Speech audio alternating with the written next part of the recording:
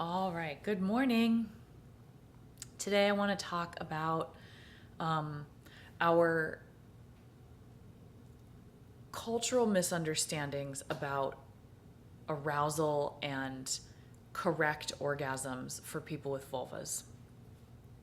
I was recently listening to a lecture on sacred sexuality, and I about hit the roof because the man talking about sacred sexuality was saying that women should not stimulate their clitoris and go to orgasm. Now, we'll unpack that. That's a lot to unpack. First, I just want to say that we are swimming in misinformation about how arousal and pleasure work for people with vulvas. And part of that is an overlay that the male model is the correct model, that the arousal and experience of someone with a penis is the normal way, and those of us with vulvas keep trying to match that, and we don't, and then we call it anorgasmia, or we call it frigidity, or we wonder why we can't have an orgasm with just vaginal stimulation. So let's take a trip back in time, and let's briefly mention Freud. I am not a supporter of Freud. I don't find that he had much that resonates with me personally, and I resent that his wacky ideas about things are still so prevalent in our culture. He suggested and said that as a woman matures, she will stop doing clitoral stimulation and will instead orgasm with just vaginal stimulation. And this has been touted as truth. Once a woman is married, once she's found a man, she should only do vaginal stimulation. We are swimming in this poison. It's all over the place, right? And so let's also talk about the male model of arousal and orgasm. So the male model, someone with a penis, they get a very quick arousal, maybe in like 5 minutes, and then quick orgasm, refractory period, and then maybe another orgasm, maybe not. We're going to throw all of that information off the table for our bodies. It's not that it's bad information for someone with a penis. It's that it's bad information for someone who doesn't have a penis. We also don't need to have penis envy, right? We have the same, all of us humans have the same erectile tissue in different molds. It's the same erectile tissue in different molds. So let's talk now about what is true for people with vulvas. I'm going to use my little vulva model. I want to thank After Dark 3D for printing this for me. Isn't she beautiful? All right, let's go through our basic anatomy and then we'll talk about arousal.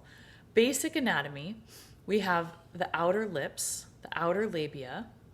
We have the inner lips, or the inner labia. We have the clitoral glands here. And then we have, it's a little hard to see from this angle, but we have the urethral opening here. We have the vaginal opening here. And if this continued, we would have the anus here. So vulvas look different. Vulvas look all kinds of different ways. So this is probably not what your vulva looks like. This is not what my vulva looks like. Now, what this guy was insinuating is that stimulating right here and going for an orgasm is not an enlightened and spiritual way to orgasm. It's just not correct. Because when we look internally at our clitoris, what we can see is just the glands. We can see the glands, and we have all of this that's covered by skin and labia that is also our clitoris.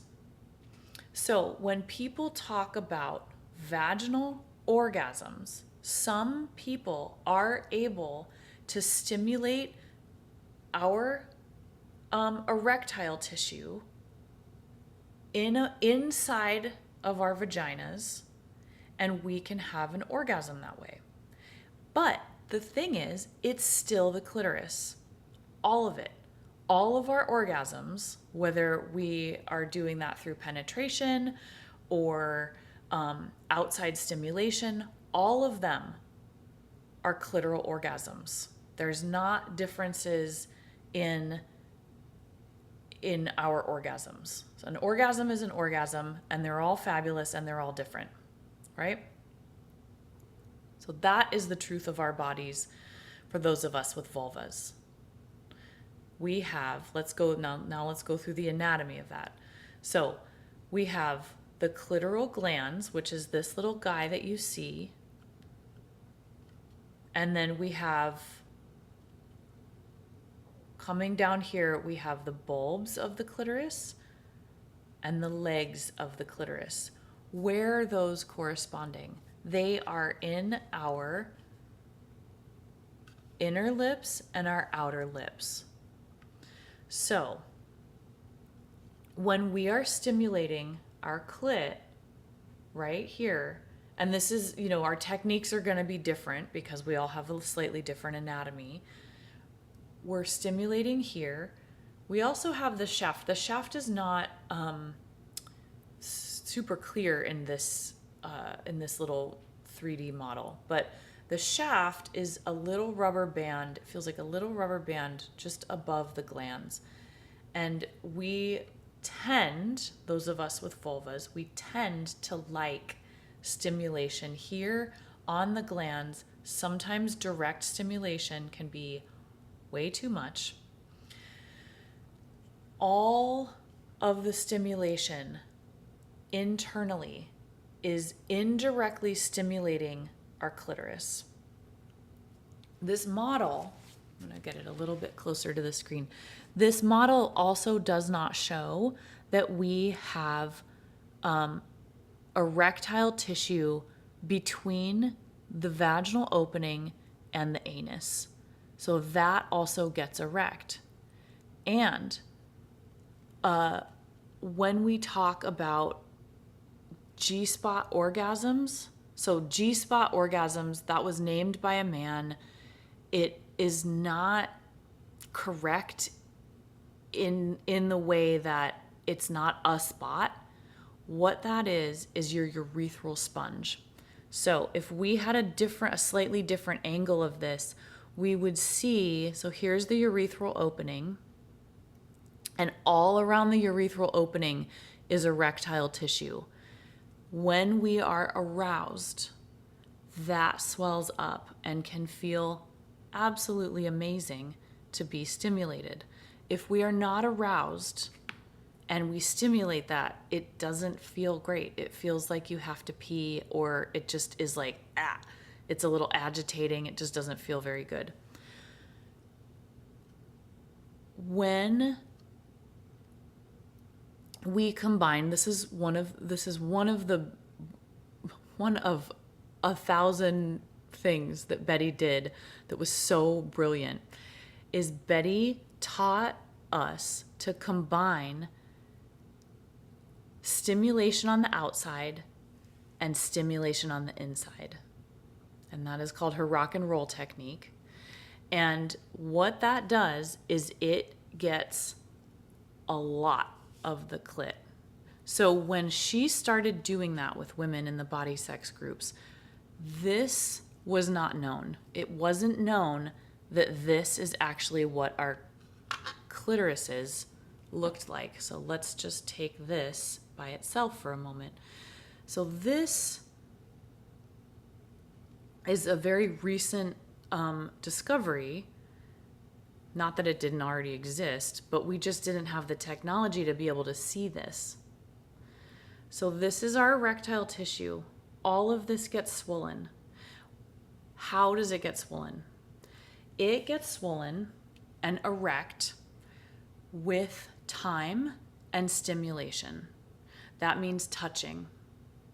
That means touching usually on the outside before we go internal. We want to give, if the male model is 5 minutes, we want to give the vulva model 15, 25 minutes. Between 15 and 20 minutes is usually enough time that we will experience the first orgasm. From that point, so let's talk just about the female model of arousal and first orgasm. We need stimulation, usually indirect clitoral stimulation. So not going, I'll put my model back together, not going meow, meow, meow, meow, meow. That can be way, way too much for many of us. Start right out the gate, right? Maybe once we're turned on, then we can do that. But right out the gate, that's not what we're going to start with. We're going to start with touching nice long strokes and touching our skin, and it's going to bring blood flow into our vulva. And we're going to do that for, say, 10 minutes. Longer if you can, but you don't have to do it for longer. And then we can start to be more direct, right? And then we might have the first orgasm. The first orgasm is often small. It's often little. It's so small sometimes that we can miss it. It's a wave of pleasure, and what we're thinking is like the male model, right? We've been trained to think, oh, it should be this like fireworks and wildness. And that's not accurate for those of us with vulvas. So we might have a little wave of pleasure, and then we soften back down, and then we keep going, right? So if we want to get to a full body orgasm, we keep going. We keep changing up the stimulation as we get more aroused. And once we've had the first orgasm, the next orgasms are easier. And then once we want penetration, then we penetrate, right? We are never penetrating our bodies unless we want it. Unless our body, and if you felt this in your body, you know how accurate this is. It's like, oh my gosh, yes, please, stimulation, penetration, I want it, right?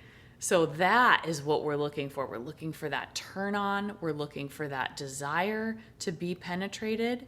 We're not ever penetrating ourselves without, or letting ourselves be penetrated without first being turned on enough and aroused enough that our vagina actually opens to the penetration.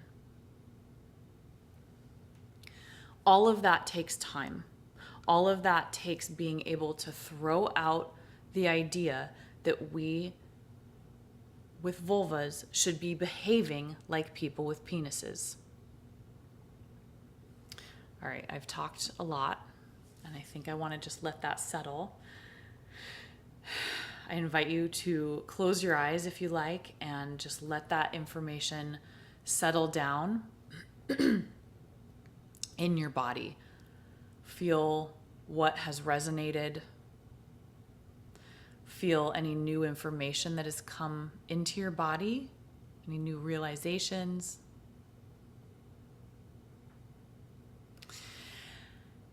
And if there's things that you had adopted just innocently enough because it's floating around in the air of our culture, there's things that you have adopted that are not correct, that you know are not correct. I invite you to just feel that falling away.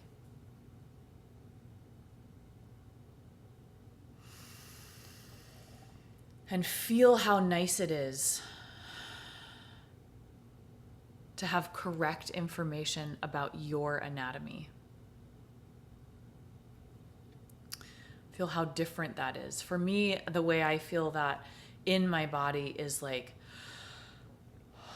it's like a breath of really fresh air after holding my breath or something.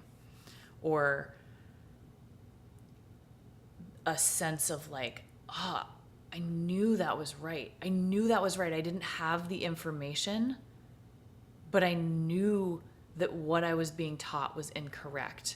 And for me, that feels like a little course correct inside my chest, inside my belly, inside my vulva.